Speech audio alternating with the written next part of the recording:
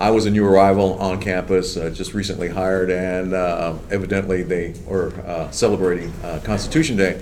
And so they came to me and they said, hey, we need a speaker. This is like 3 days before Constitution Day in the fall of 2013. And I said, well, okay, do you know somebody? And I said, well, you want somebody who knows the Constitution, who actually practices it? And I said, so my good friend Bill Zedler, state representative, might want to come.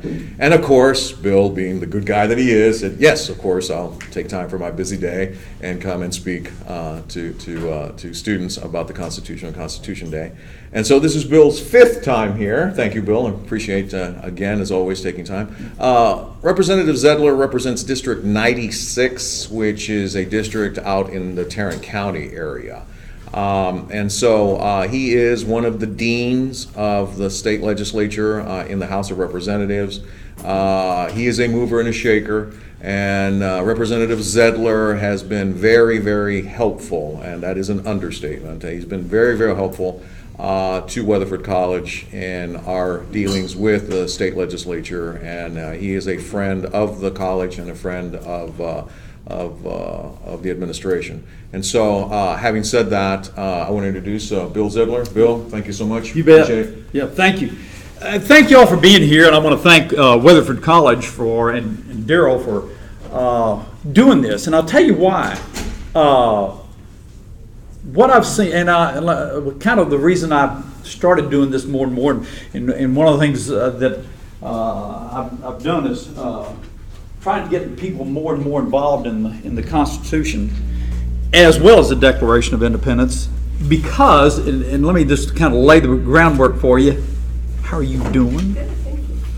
I was, when Jay Leno was on TV, he would have his jaywalking, man on the street deal, and he'd be out there, he'd take a microphone out there, and he'd be asking questions. And one day, it was right after right around the 4th of July, and he said, we're celebrating the 4th of July, Independence Day.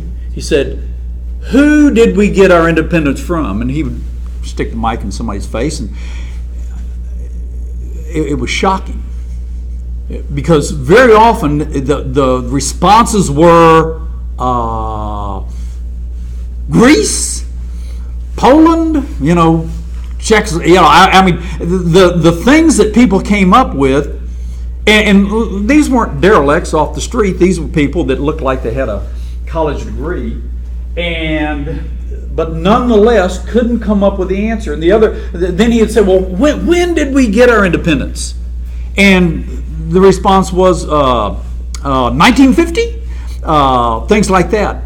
And I realized for somebody who's maybe in their right around 20 or a little before, a little less or a little bit more, 1950 may seem like a long way away, but I was alive then, and I wasn't alive during the fight for independence. So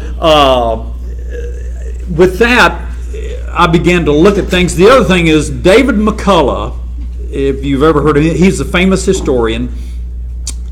And what he said was, we've raised a generation of young people that are functional illiterates when it comes to history. And the reason why I feel this is so important is this.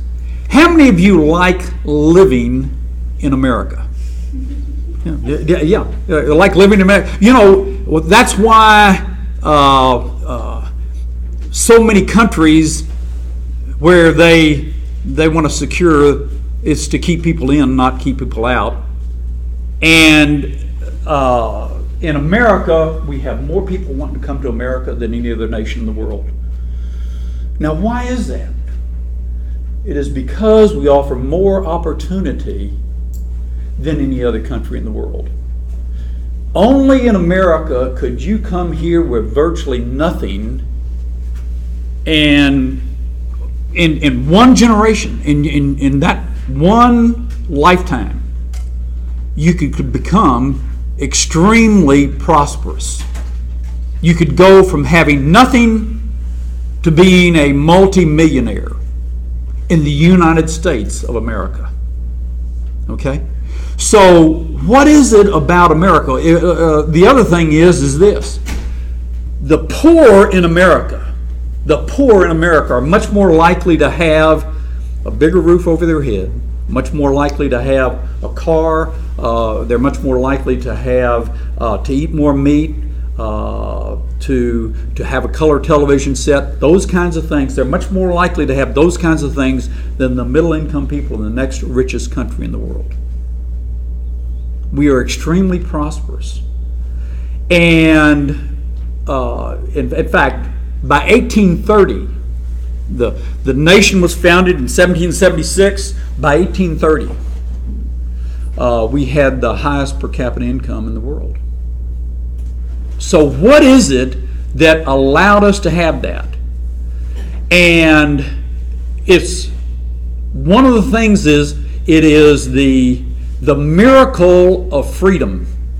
In other words, if you allow individuals to have the freedom to do things, then guess what? They will create an environment for themselves to be prosperous. And what you're doing is giving people like, let's look, Michael Dell. Michael Dell has Dell Computers. Started off putting computers together in his dorm room at college. Okay, well, obviously Michael Dell wasn't a multimillionaire or anything like that. He's just an ordinary guy going to college, but started making so much money putting computers together in his dorm room that he convinced his family that, you know what, I'll come back to college when if this doesn't work, I'll come back. And so Bill Gates, Microsoft, another guy, just started off. These guys now are not just millionaires, they're billionaires. And that's what you can do in America. But what is it about America that has allowed them to do this? And I'll tell you this. It is based on the founding principles that America was founded on. Because for the first time in history of the world, the government was not built from the top down. Power did not come from the top down. Power went from the bottom up. And that is the thing that separates America from every other nation. The deal is now a lot of nations have become more and more like America. But they have never been able to achieve what we have achieved. In other words, when you consider the percentage of the population that we have in America, we have the vast majority of inventions, the vast majority of new things that are developed out of America than any other country in the world. So what is it about America? Well, in order to understand the Constitution, you have to first of all look at the Declaration of Independence. Because here's the thing. Think of it like if you're making a corporation. There's a foundation. There's the Articles of Incorporation, and then there's the bylaws and rules that are built upon that. And the Declaration of Independence is the foundation for the country. Okay? That's when the nation was started. And here is the difference between America and every other nation in the world. We're the only nation in the world that is founded on the principles of God-given rights. Okay? Other nations are founded on the idea that rights come from government. And of course, if government gives you those rights, the government can take them away. But America was founded upon the principles of God-given rights. And let me start off by just reading the first paragraph. When in the course of human events, it becomes necessary for one people to dissolve the political bands which have connected them with another, and to assume among the powers of the earth the separate and equal station, listen to this, to which the laws of nature and nature's God entitle them. The laws of nature and nature's God entitle them. A decent respect to the opinions of mankind requires that they should declare the causes which impel them to the separation. We hold these truths to be self-evident, that all men are created equal, that they are endowed by their Creator with certain unalienable rights, and among these are life, liberty, and the pursuit of happiness. Now, this is the important part. That to secure these rights, these God-given rights, to secure these rights, governments are instituted among men. So what is the idea of government? The idea of government is not to provide and to overrule the people and things like that. The purpose of government is to secure God-given rights. And it's the idea that when these rights come from God, not even the government should be able to interfere in them. So, one of the things I always like to take on is the myths that have been pushed of late in America. And one of it is, well, we were a secular nation. We were founded by secularists. In fact, the founding fathers, by and large, were atheists, deists, agnostics, that kind of thing. Totally false. In a minute, I'll read you some of the words from, in fact, obviously, this is the words of Thomas Jefferson. He is considered, and a lot of people agree, he is considered to be the least, or one of the least, he and Ben Franklin, two of the least religious members of the founding fathers. Okay. Well, now, let me tell you, if this is one of the least religious members, that doesn't sound like an atheist or an agnostic to me. Because what he is acknowledging is, one, that our rights come from God. So if that's an atheist, maybe they've misclassified these guys. Because what you find out when you start studying the lives of some of the other founding fathers is this.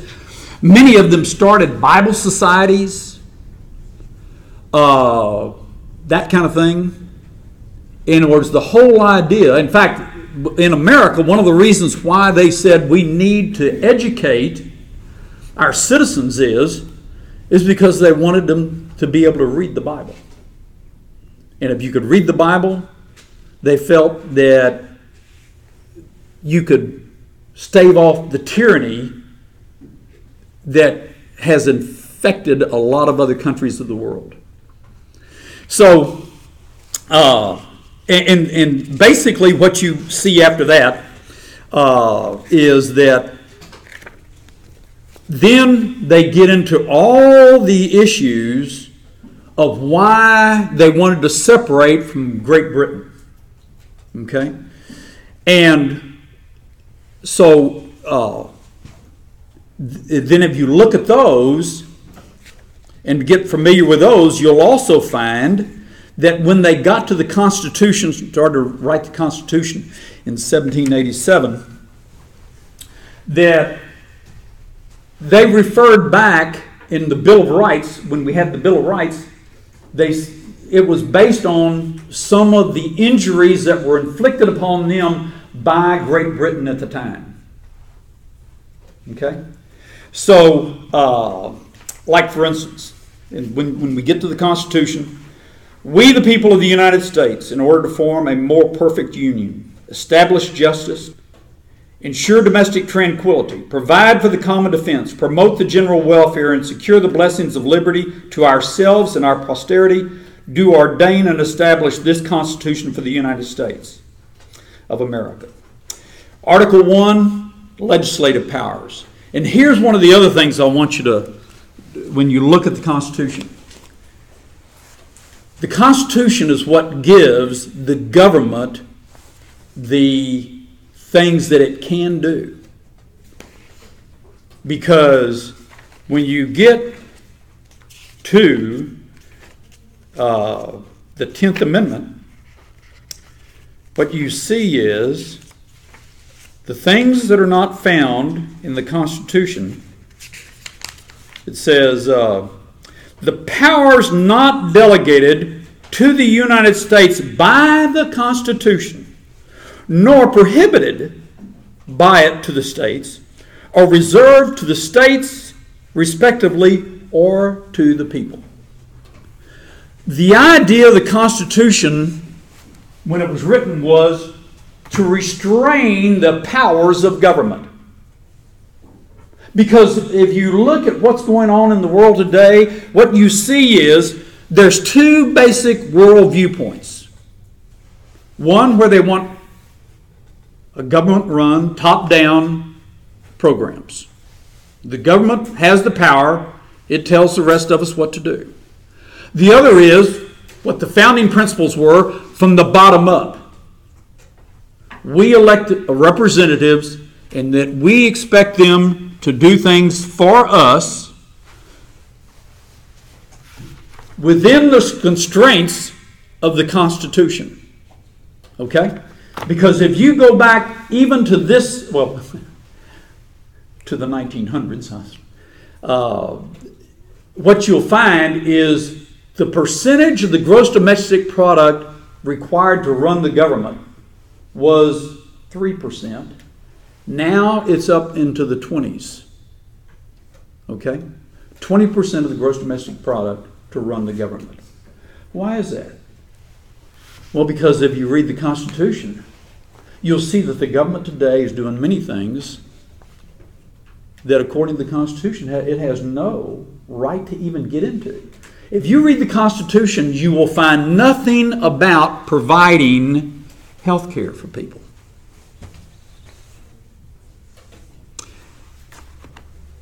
And you know why? Because, let me tell you, I've told people, I said, listen, I worked 33 years in the healthcare industry. The more the government got involved, the worse it got. And then when they really screwed it up real well, they wanted to take over. And I said, we're going the wrong directions, friends. Because I'll tell you this, I've looked at programs out there. And let's look at a couple of the government programs. Social Security. Okay? It's going to be broke in about 15 years. Okay? It's going to be broke. Medicare, the healthcare program we had for the aged, that's going to be broke in about another 5 years after that. In fact, I'll tell you this. If either one of those programs were run by a private business, the senior management of the corporation that ran it that way would be going to jail. You know why? Because they would never be allowed to run it that way. When you pay into, if you're working right now, you're paying into Social Security, and the idea is that you're going to have some money there when you retire, right? There's only one problem. They're not investing it for you. The idea is they're putting it in the general treasury, and people like me, when we get our Social Security check, we get it. The money basically is not coming from some savings account that the government has put aside for us. It's coming from the current revenues. Okay? And the problem is, as more of us reach older age, then they're saying, okay, and maybe as fewer people have fewer children, then what happens is there's not as much money going in and a lot more going out. So what's going to happen? Okay? That is the classic government-run, top-down deal. Let me ask you this. How many of y'all have faith in government? A little bit. Yeah. Okay. A little bit. Okay. Then the question becomes, why in the world would you trust them with your health care? Now you say, well, okay, well, what's the other side, Bill? Well,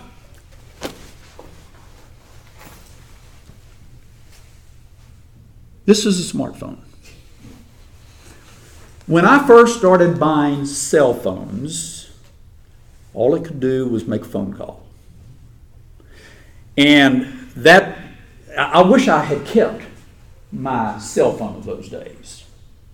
Because the first one I bought came in a little kit like this, and you would plug it into your cigarette lighter of your car, and that's the way you made phone calls.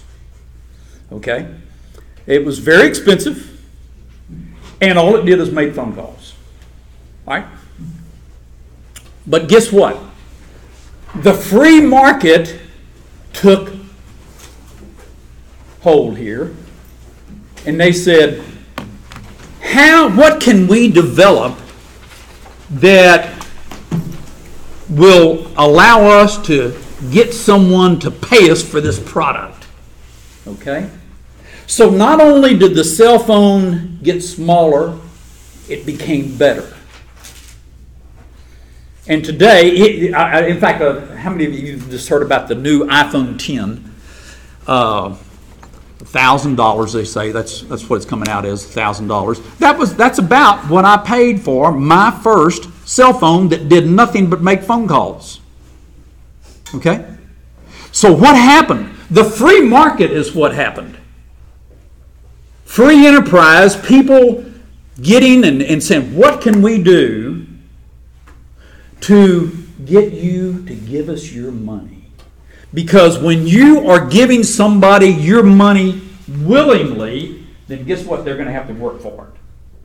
But if the government tells you, you will buy this, and this is what we're going to give you, guess what? Free market's not involved. In fact, when the Soviet Union, the old Soviet Union, used to make their own cars, the joke at the time was, well, by the Soviet citizens was, we pretended to work and they pretended to pay us. And I could wait years to get a car. The car was only one model. It was black. And the end result was, guess what? The Soviet elites did not buy Russian cars. They got their cars from somebody else because they wanted them to run. In fact, the old joke was,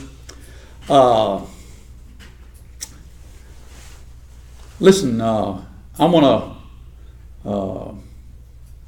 to buy a new TV set.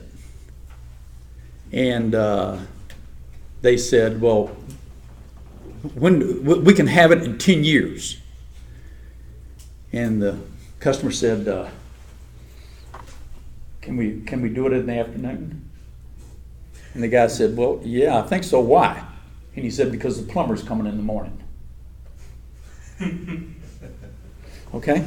So the idea is when you Sovietize or have the government run the economy, it limits freedom. And let me get into that just a little bit more.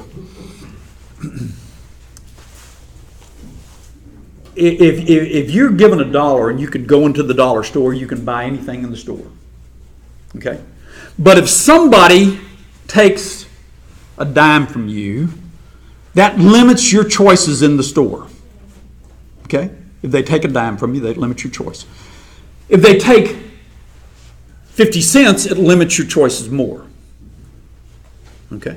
And if they take 75 cents, it limits your choice more.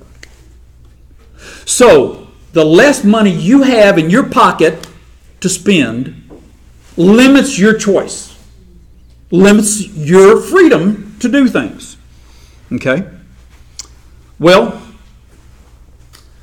in the free market system, the only one that can take your money is you spending your money for a product that you think, I've worked this long to get that money, and I'm willing to give you the money for that product. Okay?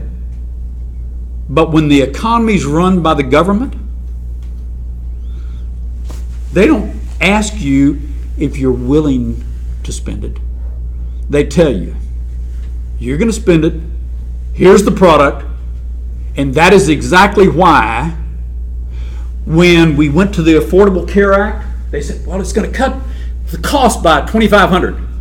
No, it increased the cost by $2,500. It's going to, if you like your doctor, you can keep it. If you like your health care plan, you can keep it. Well, all that turned out to be false, because the deal that was cut with the insurance carriers was, we're going to give you total access to the market. More people are going to be forced to buy the product, and so you're going to be willing to sell it to them at a lower profit. Well, when the government gets their hand in the pie, let me tell you, it messes it up royally. Whereas the free market system, what it does is it allows people to compete for your dollars. You know, today, there's lots of people making smartphones. And what that does is everybody's trying to make it better. Everybody's trying to make it where the cost of the product, they're having to weigh it with, okay, but we're giving them this, but you're going to get that. And what it is in a nutshell is this. Free enterprise, the free market, will always drive quality up, and it drives the price down. The government doesn't do it that way. And so when you read the Constitution, decide, okay, do we want the government doing all these things that you won't find in the Constitution? Okay? And as opposed to allowing the free market to operate. Because something a lot of people don't know, in the health insurance industry, guess what? In the 1940s, they decided to exempt the health insurance industry from the antitrust laws. So what that allows is, the government decided to do that. We're going to exempt the healthcare insurance companies from the antitrust laws. So that allows the insurance carriers to kind of divide the country up. Oh, you know what? You take this part. We'll kind of share this part with you, and that kind of thing. And ever since then, it's helped stifle the free market system. Because let me tell you, up until the time, it was like the early 60s, most people, if they had health insurance, it was provided as, there was another deal that was cut during the war as to give it, some type of benefit to the companies. Instead of raising wages, well, we'll provide health insurance. We'll provide your health insurance. Okay. Before that time, you didn't buy it through the company. You just bought it directly. And the end result was all of this combined together to kind of stifle the free market in the healthcare industry. And the end result was the problems we're having today with health insurance. Today in America, you will still get the best health care. The deal is we're paying significantly more than what most countries pay for health care. But I'll tell you this. The other thing that very often you see is the whole mantra is, in fact, I heard it on the radio just the other day, 16% of people in the state of Texas don't have health insurance. Huh, they don't have health insurance. Let me tell you, friends, that doesn't mean in the state of Texas you don't get health care. Because therein is the difference. They keep talking about health insurance, health insurance, health insurance. When I used to be in the medical industry, at one point I would travel the Northeast. And the hospitals in the Northeast did very well treating Canadians for money that they could get for free in Canada. But there was a big if they could get it. Because here would be, now if you broke your arm in Canada, you went to the emergency room, they took care of you. But let's say you go to your primary health doctor and you say, you know what, I've had this headache, something's going on, and what it boils down to is there's something going on. He said, the doctor said, you know what, you may have a brain tumor. We need to have you have a brain scan to determine if you got a brain tumor or not. That'll be about 10 to 12 month wait to get in line to have the scan to determine if you have a brain tumor. If it's a brain tumor, 10 to 12 months, that may be, by that time, it may be too far down the road to help me. So, you know what they do? They go to America. They'd go across the border, they'd come to America, and they would pay for a scan that they could get for free in Canada if they could get it. Within a week or two, they'd get the brain scan, they'd go back, they'd take the results back to the doctor, and the doctor would say, you've got a brain tumor. Now you've got to wait 10 to 12 months for a specialist, a neurosurgeon. Okay? It's going to wait 10 to 12 months for a neurosurgeon. And so that's what you get with a government-run health insurance program. Oh, you're going to have health insurance. But that doesn't mean you get health care. Where in America, and I'll give you an example, we have a friend of ours. She makes enough money, she doesn't qualify for Medicaid. She's not old enough to get Medicare. But she can't afford health insurance at the rates things are now.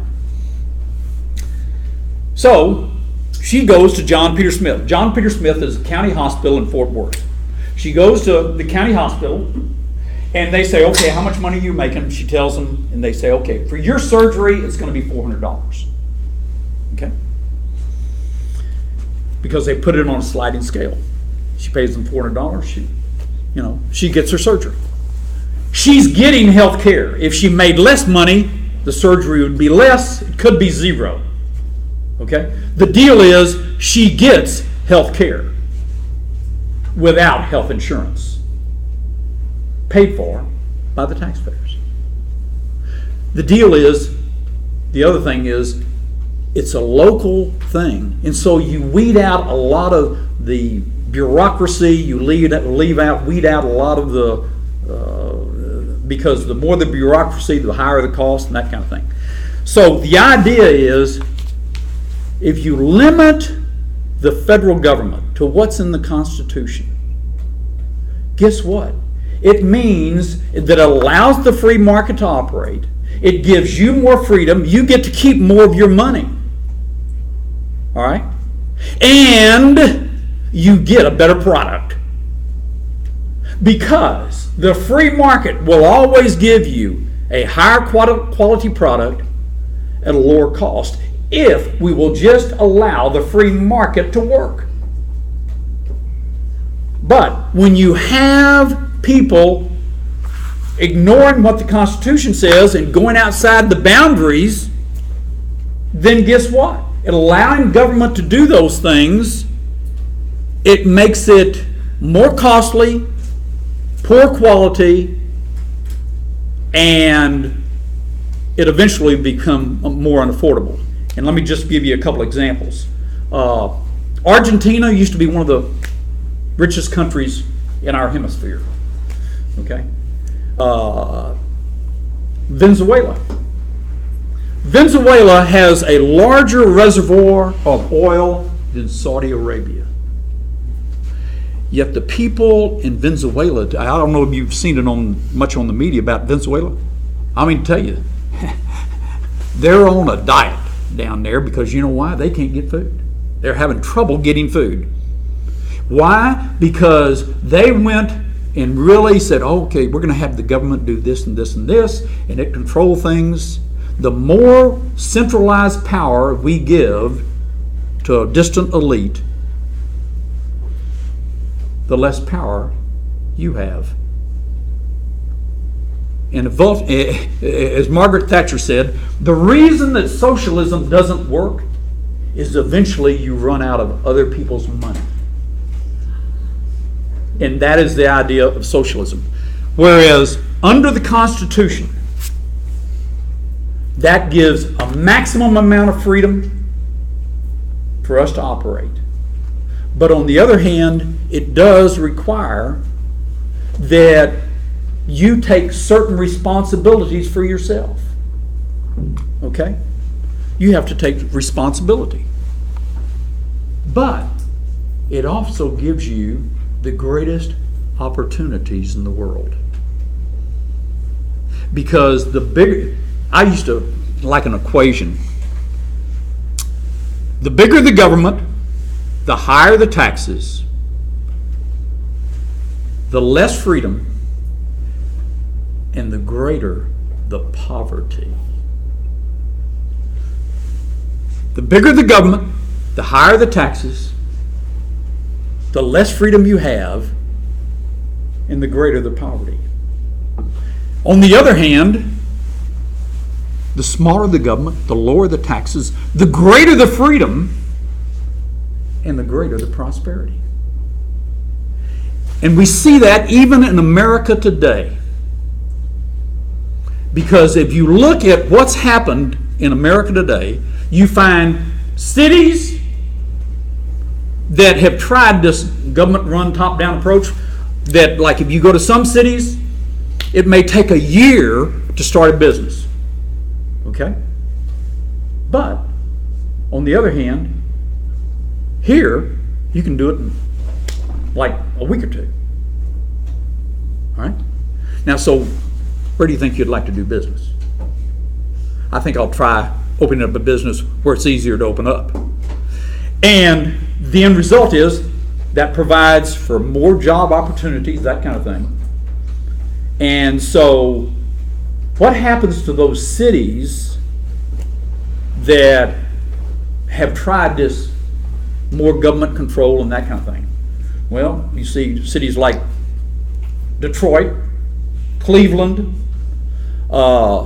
many of these cities that used to be the most prosperous cities in America. And today, they're some of the poorest in America. The same thing is true if you try California. People are leaving California in droves. Well, where are they going to? Well, they're coming to Texas because there's more opportunity for freedom and stuff like that in Texas. And so,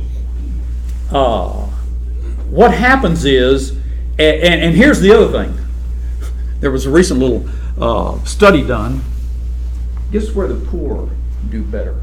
Do the poor do better in Texas or do they do better in California? The poor do better in Texas than California. And yet the whole idea is, well, that's the reason for all these high taxes and all this other stuff. We're going to provide for the poor. Look out. Because let me tell you, when they decide they're going to provide for the poor, they're talking about subsistence level. And that, you know, when they tell you, hey, don't worry, we're going to provide that for you, we're going to provide that, you know, they'll do that for you. They'll give you 3 squares and a roof over your head in prison, okay, if that's where you want to live. But guess what? It restricts your freedom. So, let me address some of the other, in fact, the other thing I wanted to share with you that we were founded upon, we were founded by secularists. They're atheists, deist, agnostics. Obviously, Thomas Jefferson, one of the least religious members, he wrote the Declaration of Independence. Let me read you something from Ben Franklin. He's another one. Oh yeah, he was a deist. Well, in fact, he was a deist. And Ben Franklin was one of the older members at the Constitutional Convention. All right, and what had happened was they had gotten there, and there'd been all kinds of arguments going on. Okay, and it had gotten to be the point that, you know what, we're never going to be able to come up with the solution here. So this is what Ben Franklin, what had happened after all this, and he was trying to get them to settle down. He said, in this situation of this assembly, groping as it were in the dark to find political truth and scarce able to distinguish it when presented to us, how has it happened, sir, that we have not heretofore thought of humbly applying to the Father of lights to illuminate our understanding? In the beginning of the contest with Great Britain, when we were sensible of danger, we had daily prayers in this room for divine protection. Our prayers, sir, were answered or were heard, and they were graciously answered. All of us who were engaged in the struggle must have observed frequently in the instances of a superintending providence in our favor. To that kind providence we owe this happy opportunity of consulting in peace and means of establishing our future national facility. And we have now forgotten that powerful friend? Or do we imagine that we no longer need his assistance? I have lived, sir, a long time, and the longer I live, the more convincing proofs I see of this truth, that God governs the affairs of men. And if a sparrow cannot fall to the ground without his notice, it is probable that an empire cannot rise without his aid.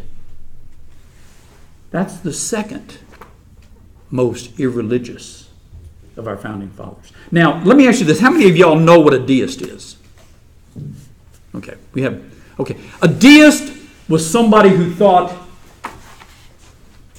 that God set the world in operation, then goes off to take a nap.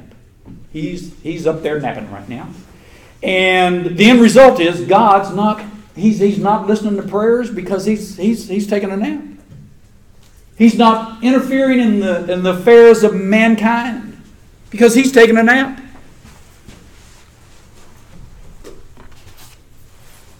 Did that sound like a deist to you? And yet, I venture to say, okay. Oh, okay. We want a Q&A. Oh. We want the audience of students to ask you some questions. Okay. I know you're a veteran. Forgot to mention that. I Yep. know you're a Vietnam War veteran. Yep. And we have some veterans in the room. Army. And so I know you served your country. So I know you have a unique perspective of the government since you serve in the government now as an elected official. A light bulb went off in my head during your presentation. You know, we hear all the stories about the VA and VA healthcare for VA. That's a government-run organization, isn't it? Yeah. And so we can see truthfully what you're saying, that anytime the government gets involved in anything like healthcare, in this case, healthcare for our veterans, Yeah. it's not very good healthcare. Right. But I would like the students to ask some questions, if you will, Representative. Okay, sure. This is going to be a free-for-all. Please be prepared for some hand grenades. You can ask some hand grenade questions. So we'll open the floor up for students to ask you some questions, sir. Go ahead. You seem against the idea of government influencing everything that we do. So why did you become a part of the government? Good question. I became active in the political arena in 1976. 1976. It was when Ronald Reagan was first running for office, and basically I heard someone articulating principles that I also believed in already. Okay, and so the one thing I've seen is that there's this ongoing conflict within America today. And the conflict is between people who want a government-run, top-down society and program and those people that want to bottom up. Okay? I prefer the bottom up. But if it's going to be preserved, somebody's got to get in there and fight for it. Okay? And so that's why I ran, because I saw these principles that have made us the greatest country in the world. They're under attack. And let me tell you, one of the big problems I see, even in Austin, and it's compounded more so up in Washington, D.C., is that when you get there, there's this pull to be what they call the member of the team. Now, if you want to be a member of the team, you got to do it. We don't care what you've told your constituents. We don't care what you've told your constituents. We want you to do it this way. And so that's why I've stayed there. Listen, I've told people, you get me a good conservative that'll run, he can take my place, or she can take my place any day of the week. But that's the only reason I've stayed in there, is because they're so clear. The evidence of history is so clear that the more power, let me tell you, the more power you give the government, the worse it gets. And the other thing I've seen is, I've told people, let me tell you, friends, there is nothing worse than, nor tyrannical, than to give an unelected bureaucrat the power of the state behind him. I've seen it on the Texas Medical Board. I've seen it at the Workers' Comp Commission, that kind of thing. That you give unelected bureaucrats power, and it can be, it can be horrible. So that's why I'm part of it, and that's why I tell people, look, when you're having, first of all, you ought to know who your state representative is. You ought to know who your state senator is. You ought to know who, obviously, your U.S. congressman is and U.S. senator. And then you need to find out what has made us the greatest country in the world, and then you need to get out and vote. Because the principles that made us the greatest country in the world are under attack. And it's not a matter of going left or right. In fact, let me share. Go on YouTube and listen to two speeches. One is by Ronald Reagan back in 1964, and it was called A Time for Choosing. It's about 30 minutes, A Time for Choosing. And what Ronald Reagan did in 1964 is articulate the same issues that we're talking about today. Okay? And you're going to get a very clear picture as the battle. And it's those people who want to put trust in big government versus those of us that want to put trust in you and we the people. Therein is the deal right there in a nutshell, friends. You're either going to trust some distant people at some far-off capital with all the power, or you're going to say, no, you know what? I'd rather trust the people around us. I'd rather trust the free market, because the free market has no power without you, like the companies in the Dell, Apple, whoever they are, they have no power unless you choose to buy their product. The government has the ability to force you to do something. And if that's what you want, that's fine.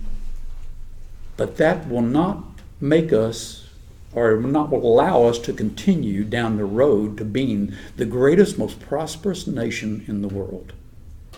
And there are people out there that believe that they would rather have the United States just like every other country in the world. I have a question over here, sir. Sure. Would you say that would be the same with the Affordable Health Care Act, where they imposed an illegal tax if you do not Sure. get it? Yeah. Here it is. And you're going to buy, we're going to give you a choice. It's kind of like A or B or what, but they've pre-selected, they've screened out everybody else, okay? And if you don't buy it, we're going to fine you. And let me tell you, your health care, because the only way the government controls the cost of a government-run health care program is by limiting what you get. That's why in America today, if you have a terminal illness, your likelihood of survival is greater in America than any other country in the world. Because the only way they restrict the cost is by limiting what you can get. Anything else? I understand we have some amendments to the Texas Constitution coming up for a vote on November 7th, and I was wondering if you could go through those for everybody in here and just explain them. Okay. You know what? I'm trying to think what we actually put in there. And forgive me, I've forgotten what we've put. You know,